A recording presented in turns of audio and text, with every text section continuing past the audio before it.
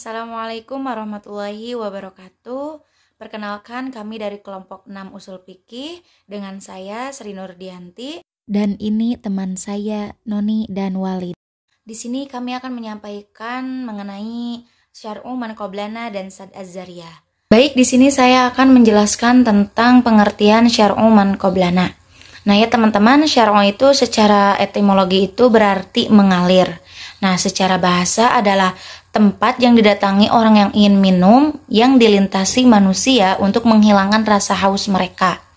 Nah, syariat juga diartikan sebagai jalan yang lurus atau thariqatun mustaqimatun, sebagaimana diisyaratkan dalam Al-Quran surat Al-Jathiyah ayat 18 yang berbunyi Bismillahirrahmanirrahim, "Tsumma ja'alnaka 'ala syari'atin minal amri fattabi'ha wa la tattabi' ahwa alladzina la ya'lamun." Kurang lebih artinya, kemudian kami jadikan engkau Nabi Muhammad mengikuti syariat dari urusan agama itu. Maka ikutilah ia syariat itu dan janganlah engkau ikuti hawa nafsu orang-orang yang tidak mengetahui. Nah, jadi dalam kaitannya dengan syariat Islam, maka dapat dikatakan bahwa syariat itu artinya hukum yang dibawa oleh Nabi Muhammad SAW yang di dalamnya itu terdapat berbagai aturan yang diperuntukkan bagi manusia. Nah, menukil dari tulisan Al-Maududi bahwa syariat itu merupakan ketetapan Allah dan Rasul-Nya yang berisi ketentuan-ketentuan hukum dasar yang bersifat global, kekal, dan universal yang diberlakukan bagi semua hambanya berkaitan dengan masalah akidah, ibadah, dan muamalah. Nah, pada prinsipnya, syariat yang diperuntukkan Allah bagi umat terdahulu itu mempunyai asas yang sama dengan syariat yang dibawa Nabi Muhammad SAW. Nah, di antara asas yang sama itu adalah yang berhubungan dengan konsep ketuhanan, tentang akhirat, janji, dan ancaman Allah Subhanahu wa Ta'ala.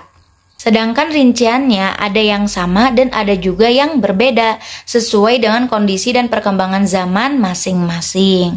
Nah, jadi dengan demikian Syar'u man qablana itu hukum-hukum Allah yang dibawa oleh para nabi atau rasul sebelum Nabi Muhammad SAW dan berlaku untuk umat mereka pada zaman itu.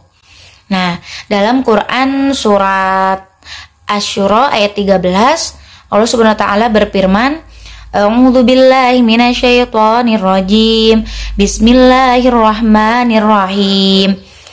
Syara'a lakum minad dini ma wassa bihi Nuhan walladzi auhayna ilaika wa ma wassayna bihi Ibrahim. وَمَا وَصَّيْنَا بِهِ إِبْرَاهِيمَ وَمُوسَى وَعِيسَى أَنْ أَقِيمُوا الدِّينَ وَلَا تَتَفَرَّقُوا فِيهِ كَبُرَ عَلَى الْمُشْرِكِينَ مَا تَدْعُوهُمْ إِلَيْهِ اللَّهُ يَجْتَبِي إِلَيْهِ مَن يَشَاءُ وَيَهْدِي إِلَيْهِ مَن يُنِيبُ. Yang kurang lebih artinya, Dia Allah telah mensyariatkan bagi kamu agama yang Dia wasiatkan juga kepada Nuh, yang telah kami wahyukan kepadamu Nabi Muhammad, dan yang telah kami wasiatkan kepada Ibrahim, Musa, dan Isa, yaitu tegakkanlah agama keimanan dan ketakwaan, dan janganlah kamu berpecah belah di dalamnya. Sangat berat bagi orang-orang musyrik untuk mengikuti agama yang kamu serukan kepada mereka. Allah memilih orang yang Dia kehendaki pada agamanya dan memberi petunjuk pada agamanya bagi orang yang kembali kepadanya.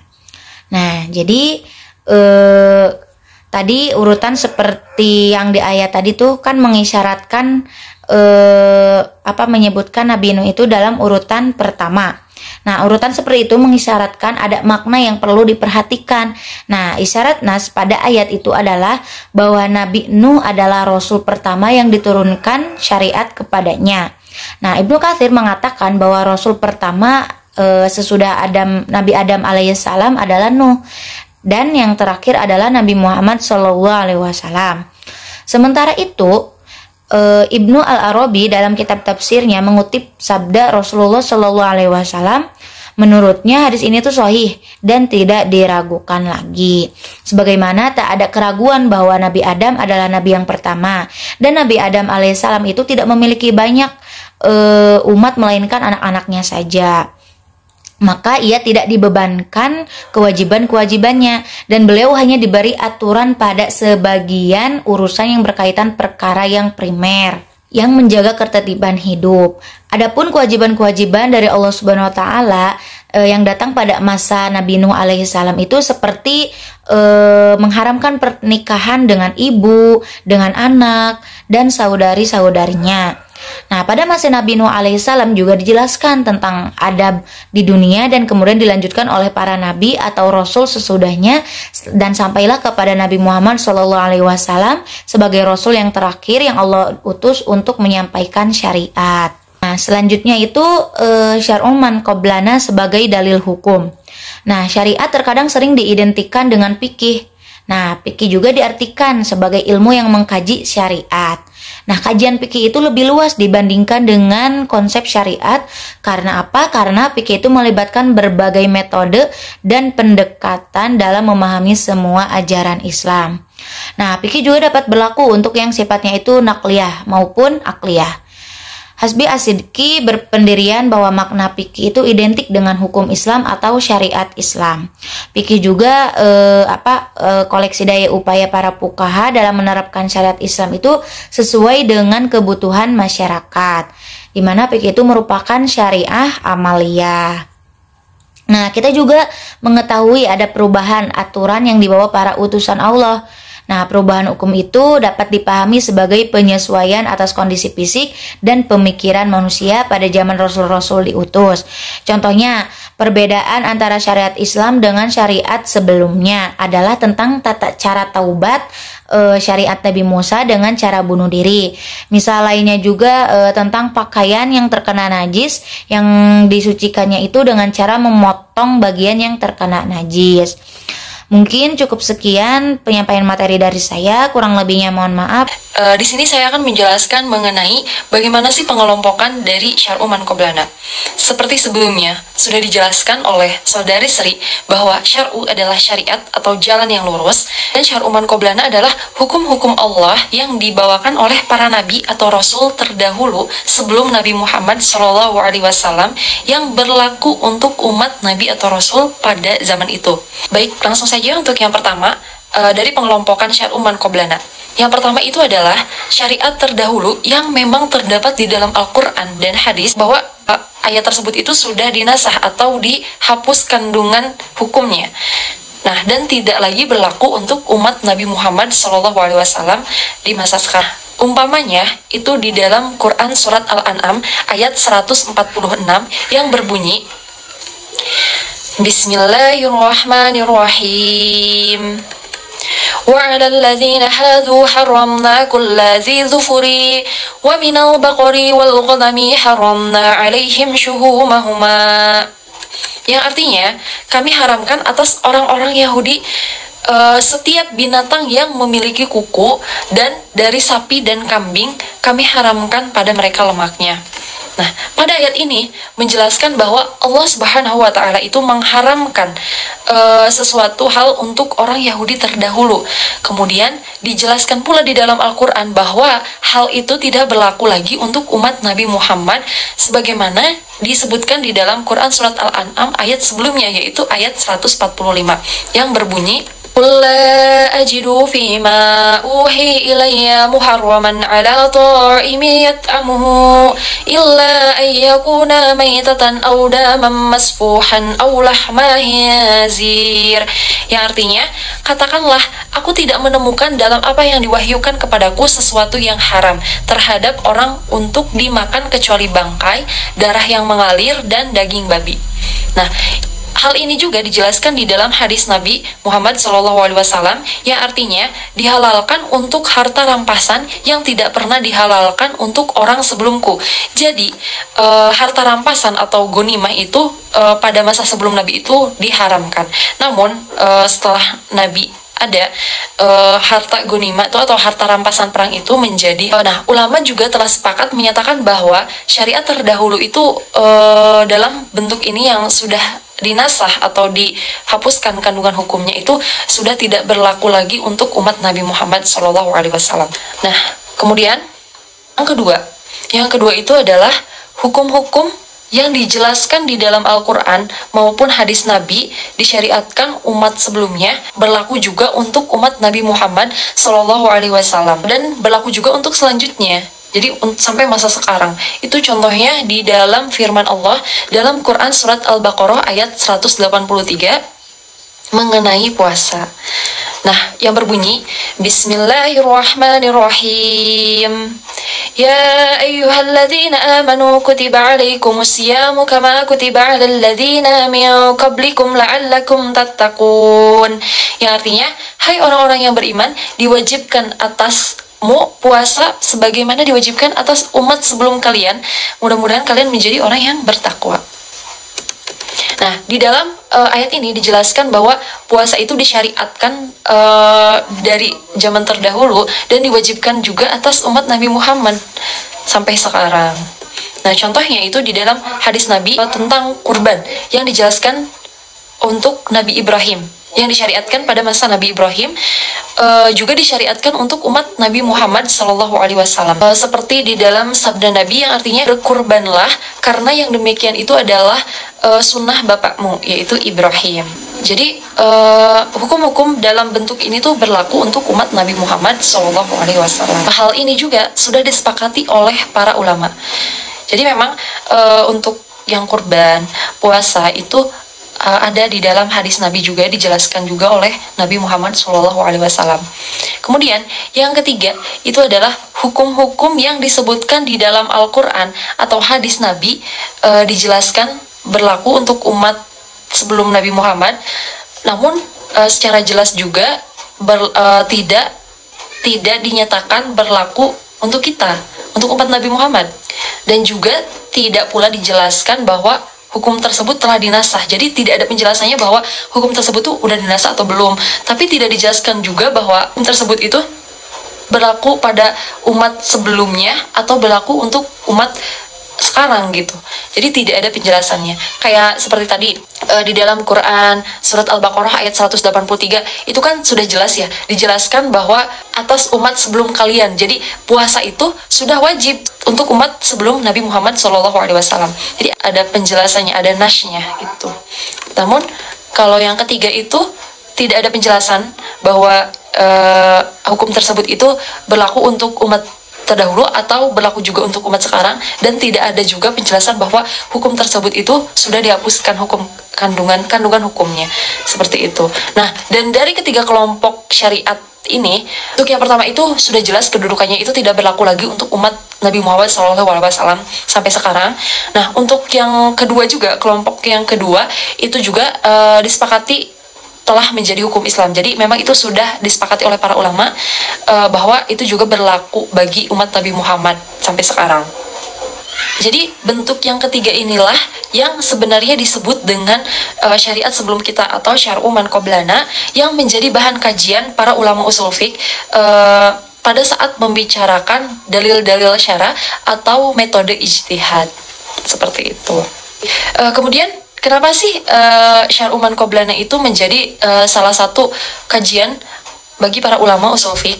Yaitu alasannya adalah salah satunya karena di satu sisi itu di dalam Al-Quran yang tentu ada gitu ayatnya yang membahas mengenai hukum untuk yang berlaku untuk umat Nabi Muhammad SAW.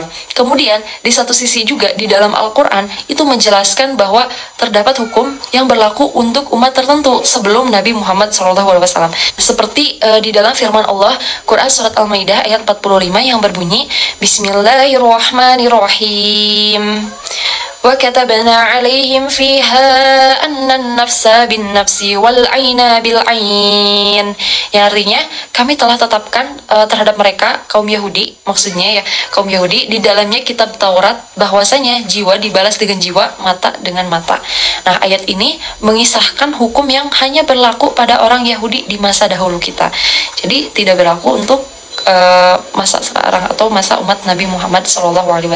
Di sini saya akan menjelaskan mengenai kehujahan syar'u man qablana atau syar'u man qablana yang dijadikan sebagai dasar hukum Islam. Untuk ini, para ulama itu berbeda pendapat mengenai apakah syariat sebelum kita itu menjadi dalil dalam menetapkan hukum bagi umat Nabi Muhammad atau tidak gitu.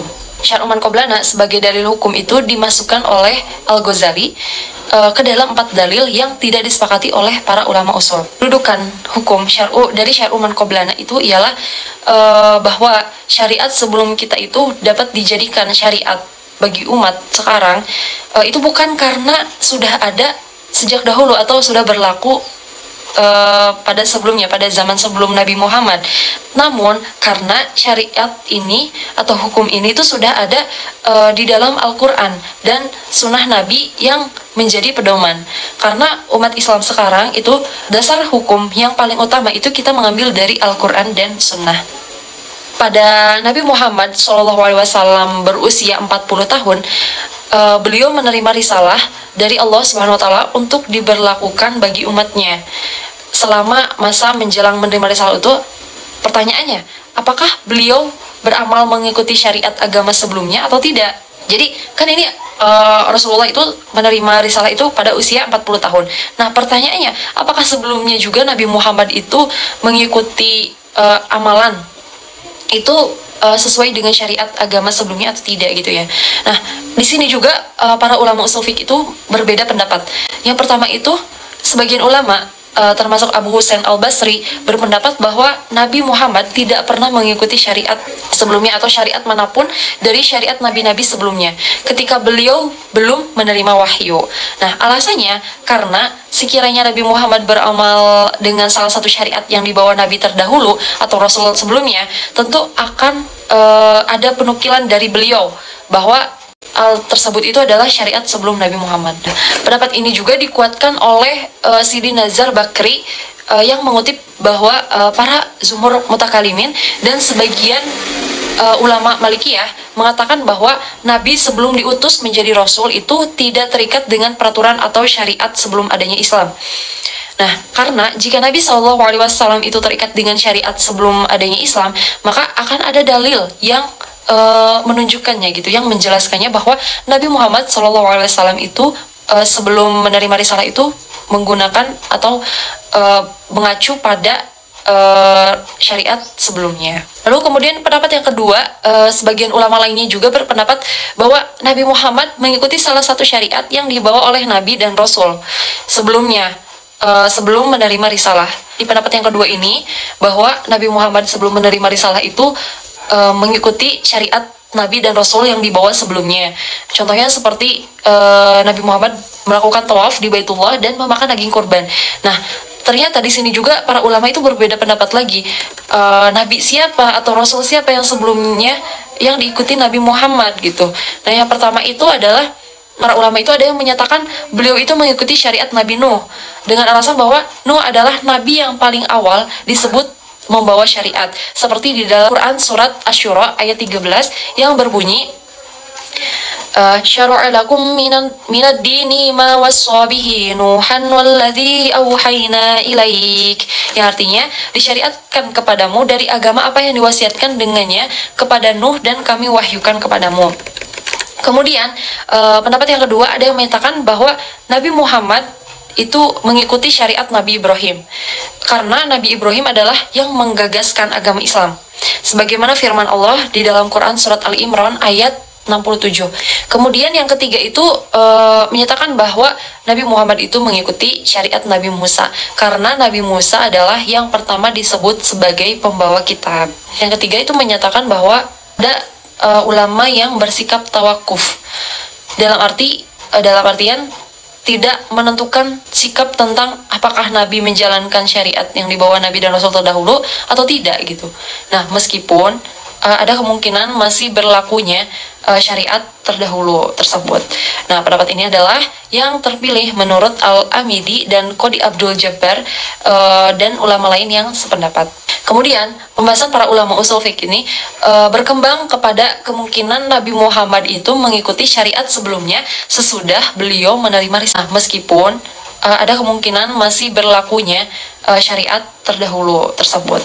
Nah, pendapat ini adalah yang terpilih menurut Al-Amidi dan Qadi Abdul Jabbar dan ulama lain yang sependapat. Kemudian, pembahasan para ulama usul fiqh ini berkembang kepada kemungkinan Nabi Muhammad itu mengikuti syariat sebelumnya sesudah beliau menerima risalah. Di sini saya akan menjelaskan tentang Syad Azariyah. Syad Azariyah itu terdiri dari dua kata. Yang pertama Syad, yang kedua itu Azariyah. Yang mana Syad ini artinya itu menutupi, menghalangi atau mencegah. Nah, Azariyah itu jalan atau wasilah bisa, atau juga yang menjadi perantara, mediator. Lagi secara bahasa, Azariyah itu al-wasilatul lati yatawassalu biha ila syai', wasilah yang menyampaikan kepada sesuatu, itu baik perkataan ataupun perbuatan. Pengertian menurut Khalid Ramadan Hasan itu dalam pandangan kepada Syad Azariyah, al-wasilatu wa tariqu ila syai' sawa'un kan hadza syai'u mafsadatan au maslahatan, yang mana wasilah atau jalan kepada sesuatu baik yang berupa kerusakan maupun kebaikan, ya itu Syad Azariyah. Jadi Syad Azariyah ini yang mana kan tadi ada Syad Azari dan juga ada Azariyah, yang mana Syad ini artinya menutup, maksudnya itu menutup terjadinya kerusakan atau menutup menuju jalan yang kerusakan, bukan jalan raya ya, tapi menuju kerusakan yang buruk-buruk atau yang dicegah oleh agama Islam. Sehingga pengertian Syad Azariyah ini menurut para ulama usul fiqh itu kan, yakni kullu ma yutawassalu bihi ila syai'in mamnu'il mustamili ala mafsadatin aw madaratin, mencegah segala sesuatu, perkataan ataupun perbuatan yang menyampaikan pada sesuatu yang dicegah atau yang dilarang, yang mana mengandung kerusakan atau bahaya. Terus juga ada menurut Al-Syatibi, Syad Azariyah ini atau wasalu bima huwa maslahatun ila mafsadatihi, pelaksanaan suatu pekerjaan yang semula mengandung kemaslahatan menuju kepada kerusakan, yaitu menurut Imam Syatibi. Jadi dari pengertian yang tadi bahwa kita garis bawahi, Syad Azariyah ini atau cara atau metode dalam agama Islam untuk mencegah dalam mencapai sesuatu yang dilarang. Imam Muhammad Hasbi Ash-Shidiki menyebutkan bahwa Syad Azariyah ini merupakan salah satu pengecualian dalam metode penggalian hukum Islam selain ihtisan, di mana ihtisan merupakan pengecualian yang merupakan kebolehan dan kemudahan, sementara Syad Azariyah merupakan pengecualian yang merupakan pencegahan. Jadi Syad Azariyah ini merupakan pengecualian atau ihtisan pengecualian dalam hukum. Ada juga kaidah Syad Azariyah adalah ma takunu wasilatan wa tariqan ila syai' mamnu'in syar'an, sesuatu yang menjadi perantara dan jalan kepada sesuatu yang terlarang pada syarak. Maka dari itu kita sebagai umat muslim harus amal ma'ruf nahi munkar, melakukan yang kebaikan, melarang yang kejelekan atau keburukan. Dasar yang selanjutnya itu ada dasar hukum Syad Azariyah. Saya tegasi lagi, pada dasarnya tidak ada dalil yang pasti, baik menurut nas maupun ijma, tentang bolehnya atau tidak menggunakan Syad Azariyah. Namun demikian, ada beberapa nas yang mengarah kepadanya. Jadi ada mengarah sama, baik Al-Quran maupun Sunnah, juga kaidah usul fikih kan. Jadi intinya itu mengarah kepada Syad Azariyah atau mencegah atau melarang kan. Yang pertama itu kan Al-Quran, sebagaimana dalam surat Al-An'am ayat 108. A'udzubillahi minasyaitonir rajim. Bismillahirrahmanirrahim. Wala tasubbu ladzina yad'una min dunillahi fayasbutullaha aduwwan bighairi 'ilm. Yang artinya, dan janganlah kamu memakai sembahan-sembahan yang mereka sembah selain Allah, karena mereka nanti akan memaki Allah dengan melampaui batas tanpa pengetahuan. Terus setelah itu ada surat An-Nur ayat 31 yang artinya, dan janganlah mereka memukulkan kakinya agar diketahui perhiasan yang mereka sembunyikan, dan bertobatlah kamu sekalian kepada Allah, hai orang-orang yang beriman, supaya kamu beruntung. Dalam ayat ini kita garis bawahi bahwa itu kan dari surat Al-An'am ayat 108 itu kan, dan janganlah kamu maki sembahan-sembahan yang mereka sembah selain Allah. Jadi meskipun, jadi ini maksudnya toleran, meskipun mereka yang beda agama itu jangan dimaki, karena kan nanti juga ada balasannya.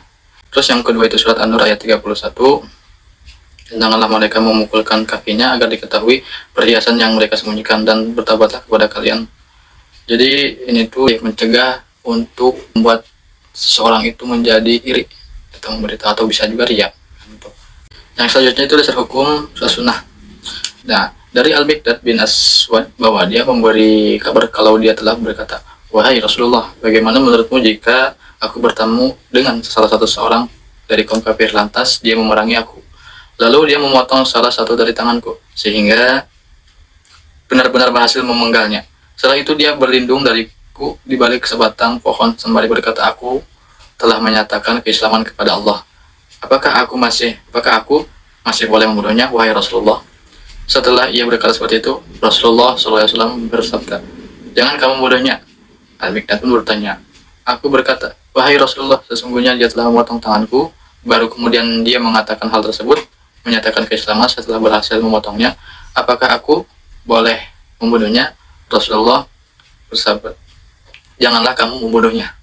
Jika kamu tetap saja membunuhnya, maka dia sama dengan statusmu sebelum kamu membunuhnya." Jadi dalam hadis ini kan pertama itu ada seorang kafir yang masuk Islam, terus yang Al-Miqdad ini kan udah masuk Islam. Nah, yang Al-Miqdad ini misal tangannya dipotong terus sama orang kafir, dan orang kafir itu bersembunyi dalam balik pohon, dalam artian dia bersyahadat. Nah, terus kan tadi dialog yang telah dialogkan oleh Rasulullah dan Al-Miqdad itu kan apakah boleh? Karena kata Rasul itu jangan, karena seseorang yang sudah masuk Islam apalagi sama muslim itu jangan saling bunuh kan, karena kan kalau sesama muslim itu jika ada saling membunuh itu kan bisa dosa besar, bisa juga dihukumi mati kan. Selanjutnya itu ada hukum dasar kaidah fikih. Dalam kaidah fikih, ma iza anta ila harami fa huwa haramun, apa yang membawa kepada yang haram maka hal tersebut jika haram hukumnya. Terus dar'u mafasid muqaddam ala jalbi masolih, menolak kerusakan lebih diutamakan daripada menarik kemaslahatan. Jadi contohnya itu membatalkan puasa itu kan bisa merusakkan pahala kan. Jadi kalau teman mengajak ingin membatalkan puasa, maka itu harus dicegah kan, apalagi sekarang kan lagi bulan Ramadan. Selanjutnya itu ada juga klarifikasi syad azariyah. Nah, para ulama berbeda mengklasifikasi syad azariyah dalam beberapa aspek. Yang pertama itu dilihat dari bentuknya, dapat dibagi tiga. Yang pertama itu sesuatu yang dilakukan biasanya akan terbawa yang terlarang. Jadi maksudnya itu jalannya sesuatu ini akan menyebabkan kemaksiatan atau perbuatan yang haram. Contohnya itu berdua-duaan di tempat sepi, itu kan bisa menimbulkan yang fitnah. Bisa juga menjual anggur kepada pembuat khamar atau arak gitu kan, bisa jadi haram. Terus yang selanjutnya itu sesuatu yang jika dilakukan tidak terbawa kepada yang dilarang. Contohnya itu perbuatan ini yang tidak mengandung potensi membawa kemaksiatan atau perbuatan haram, biasanya ini termasuk hal yang mubah atau dibolehkan.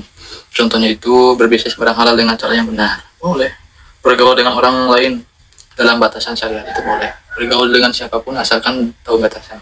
Itu sesuatu perbuatan yang jika dilakukan menurut pertimbangan adalah sama kemungkinannya untuk terbawa pada yang terlarang dan yang tidak terlarang, atau perkara syubhat. Yang intinya itu perkara syubhat. Contohnya itu pekerjaan yang sebagai besar kelihatannya halal tapi berpotensi mengarah ke riba atau kecurangan. Nah, itu jauhi lah. Ada juga yang kedua itu dilihat dari akibat dampak yang ditimbulkan. Ibnu Qayyim membaginya menjadi 4 ya.